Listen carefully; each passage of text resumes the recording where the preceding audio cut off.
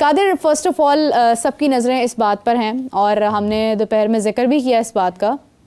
Jason Gillespie Pakistan के साथ मौजूद थे। इससे पहले गैरी क्रिस्टन को खैराबाद कहा गया। अब जेसन गिलेस्पी ने हमें खैराबाद कहा या हमने ऐसी चीज़ें क्रिएट कर दी कि वो चले जाएं अब खुद ही यहाँ से, ये मुझे नहीं मालूम है, ये आप बेहतर जानते हैं। सवाल ये है कि आकिब जावेद साहब पर इतनी सारी जिम्मेदारियाँ क्या डालना मुनासिब है और क्या वो इनके साथ जस्टिफाई कर पाएंगे?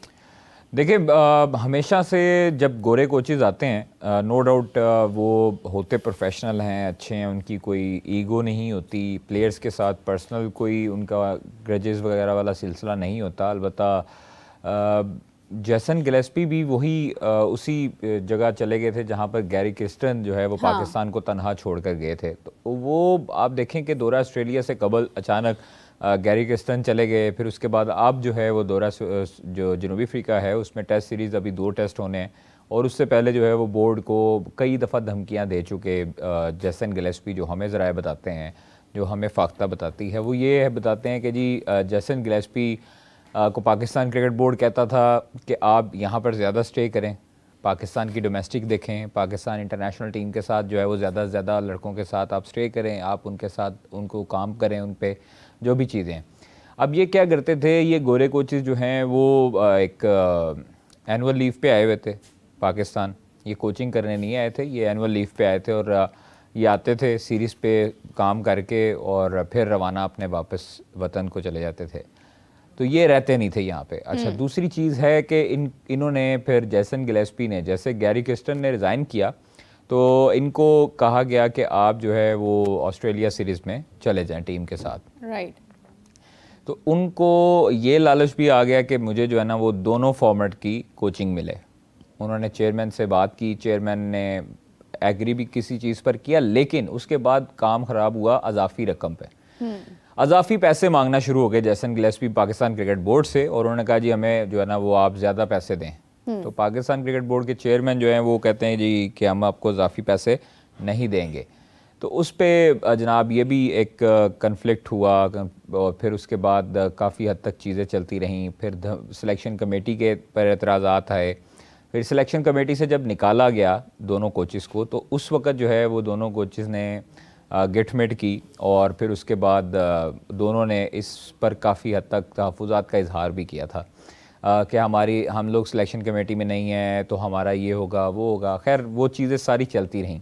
अब ये जो थी वो इनसाइडर न्यूज़ थी। बज़ाहिर जो है वो ये कहा गया कि पाकिस्तान क्रिकेट बोर्ड की तरफ से ये कहा गया, जो हमें पता लगा, कि जी वो ज़ाती वजूहात का कहकर और वो चले गए और उन्होंने इस्तीफ़ा दे दिया। फिर आकिब जावेद को जो है वो रिक्वेस्ट की गई आप टेस्ट सीरीज़ तक भी रुक जाएं, और हालांकि आज जो है वो जेसन गिलेस्पी और बाकी जो लड़के जो मैंने कल बताए थे वो उन्होंने रवाना होना था जनूबी अफ्रीका के लिए।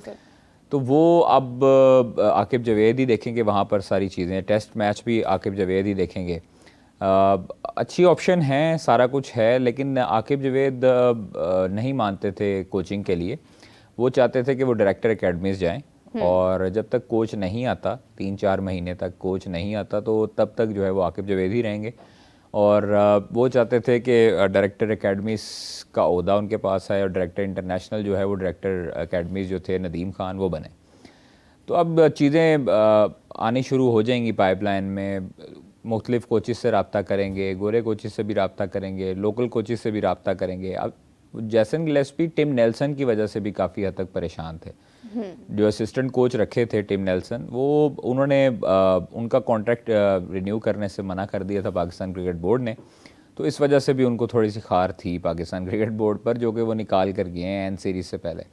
तो कोई इश्यू वाली बात नहीं है। शुक्र है अल्लाह का कि आकिब जावेद जो हैं वो वहाँ पर पहले से मौजूद हैं, और सारी चीज़ें अच्छी हैं, अच्छे तरीके से चल रही हैं, और उम्मीद करते हैं कि आज जो पाकिस्तान का मैच है वो हम जीतें, हम बल्कि सीरीज़ जीतेंगे 2-1 से इंशाल्लाह ताला।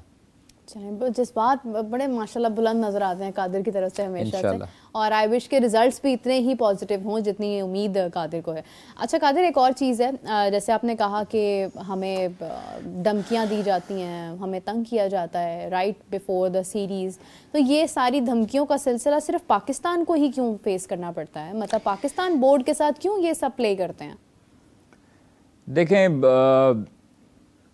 ये तो अब नहीं पता कि पाकिस्तान क्रिकेट बोर्ड के साथ क्यों खेलते हैं हर बंदा, लेकिन अब ये है कि जो गोरे कोचेस थे वो धमकी दे, वो अपनी बातें मनवाना चाहते थे और वो हर बात पे ये कहते थे कि मैं छोड़ के जा रहा हूँ, मैं छोड़ के जा रहा हूँ। मतलब वो ब्लैकमेल करने की कोशिश करते थे पाकिस्तान क्रिकेट बोर्ड को, और पाकिस्तान क्रिकेट बोर्ड को फिर जो बड़े हैं उन्होंने आईसीसी के आगे हार नहीं मानी अभी तक, तो वो इन गोरे कोचेस के आगे हार मानेंगे? ऐसी बात नहीं होती है। आपको जब तनख्वाह मिल रही होती है तो फिर मालिक को आंखें नहीं दिखाते, फिर आप मुलाजम होते हैं। जब आपको तनख्वाह मिल रही होती है, चाहे वो डॉलर्स में मिले चाहे आपको कैश पाकिस्तान रुपीज़ में मिले, वो फिर उसके बाद आप मालिक को आंखें दिखाना शुरू कर दें, उसे ब्लैकमेल करना शुरू कर दें, तो मालिक कब तक बर्दाश्त करेगा?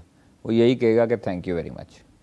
सही बात है। चलें, एक और चीज़ ये है कि आज पाकिस्तान और साउथ अफ्रीका ने एक बार फिर आमने सामने होना है। इस पर बड़ी तफसीलन डिस्कशन जो है वो आज हमने दोपहर में की है, एक एक खिलाड़ी के ऊपर बात भी की है। और ये डिस्कशन करने से पहले मैं एक चीज़ आपके साथ बल्कि आपसे पूछना चाहूँगी कि शोएब मकसूद ने कुछ हिंट किया बाबर आजम और रिजवान की ओपनिंग के ऊपर, और दूसरी जानिब यही सेम बात जो है वो डॉक्टर नुमान न्याज ने भी आज की। उन्होंने भी ये कहा कि आप क्यों रास्ता रोक रहे हैं, नोइंग द फैक्ट कि साइम अयूब का स्ट्राइक रेट बेहतर हो सकता है, साइम अयूब T20 में ओपनिंग के लिए एक अच्छी ऑप्शन हो सकती है। और उन्होंने तो खैर शान मसूद की भी बात की। उन्होंने कहा कि शान मसूद को आपने क्यों टेस्ट में रिस्ट्रिक्ट किया हुआ है, वो तो ODI और T20 का बड़ा अच्छा प्लेयर हो सकता है। आप अगर पास्ट की बात करें तो आपके सामने रिजल्ट्स भी हैं। तो ये जो एक टारगेट किया गया या हिंट किया गया बाबर आजम और रिजवान की ओपनिंग के ऊपर, ये बात तो किसी हद तक ठीक नज़र आ रही है। आप मुत्तफिक हैं इस बात से? देखिए, मैं शुरू से ही यही कहता हुआ आया हूँ कि अगर आपने ओपनिंग पेयर पे रखना है तो रिजवान ठीक है, नीचे से आप बाबर को आप नीचे कर लें, क्योंकि जब आपके दोनों प्लेयर सिमिलर पोजीशन पर खेलते हैं और सिमिलर फ्रेम ऑफ माइंड के होते हैं, उनको फिर ऊपर जो है वो थोड़ा सा परेशानी होती है। अब मुझे ये लगता है कि बाबर आजम शायद नीचे खेलते हुए इसलिए घबराते हैं कि वो दायरे के, मतलब शुरू में खेलते होंगे 6 ओवर्स 36 गेंदें हैं, दायरे में होती हैं, दायरे के जब आप टाइम करते हैं तो वो निकल जाती हैं, फील्डर कोई नहीं होता। तो बाबर आजम को 1 डाउन आना चाहिए उस पोजीशन पर, और साइम के साथ रिजवान को ओपन करना चाहिए। अगर फ़खर होते हैं तो फिर आपको फ़खर और साइम के साथ ही जाना चाहिए। जब तक आपकी ओपनिंग जो है वो ब्लास्टर इनिंग नहीं खेलेगी, तब तक जो है वो आप इसी तरह स्ट्रगल करते रहेंगे और आपके ऊपर प्रेशर आता रहेगा। आप देखिए 6 ओवर्स में अगर आप 70-80 रन बनाते हैं या 70 रन बनाते हैं या 60 रन बनाते हैं, तो इट मीन्स कि आपने अपना काम मुकम्मल किया है और आप के 60 रन से ऊपर आपके पास बोनस है।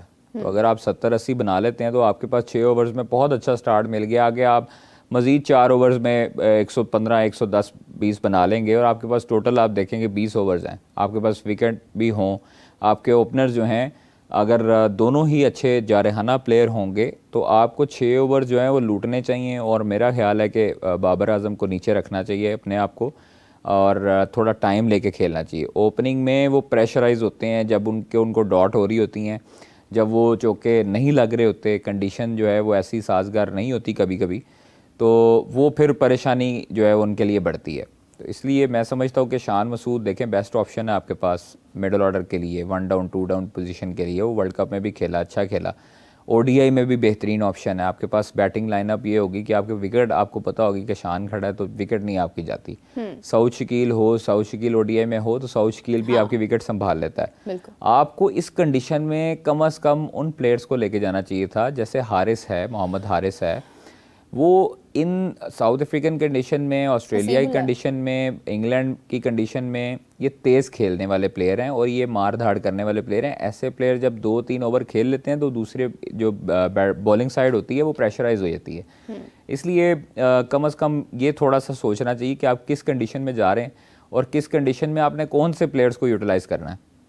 आप कंडीशन में जा रहे हैं साउथ अफ्रीका की और आप खिलाफ आपने सेलेक्ट किए हैं प्लेयर एशियन कंडीशन के, मतलब एशियन कंडीशन से मुराद जो स्पिनर्स को अच्छा खेलते हैं। अब उधर फास्ट बॉलर्स डोमिनेट करते हैं हमेशा। आप देखें कि ऑस्ट्रेलिया में, साउथ अफ्रीका में, इंग्लैंड में, न्यूजीलैंड में ये फास्ट बॉलर्स के लिए साजगार होती है। इसमें आपको वो प्लेयर लेके जाने चाहिए जो फास्ट बॉलर्स को खेलते आए हैं और उनको शौक है फास्ट बॉलर्स को खेलना और पंच हिट करना। तो ये थोड़ा सा मुझे लैक लग रहा है सिलेक्शन में। कि आपने जो सिलेक्शन की है नए लड़कों की वो नो डाउट अच्छी की होगी, लेकिन मौका दे रहे हैं तो फिर उन लोगों को भी मौका दें जो इसके हकदार हैं। और मतलब आप जो है वो एक प्लेयर को कैसे रिस्ट्रिक्ट कर सकते हैं कि वो सिर्फ टेस्ट का ही प्लेयर है, वो सिर्फ वनडे का ही प्लेयर है, या सिर्फ वो T20 का ही प्लेयर है।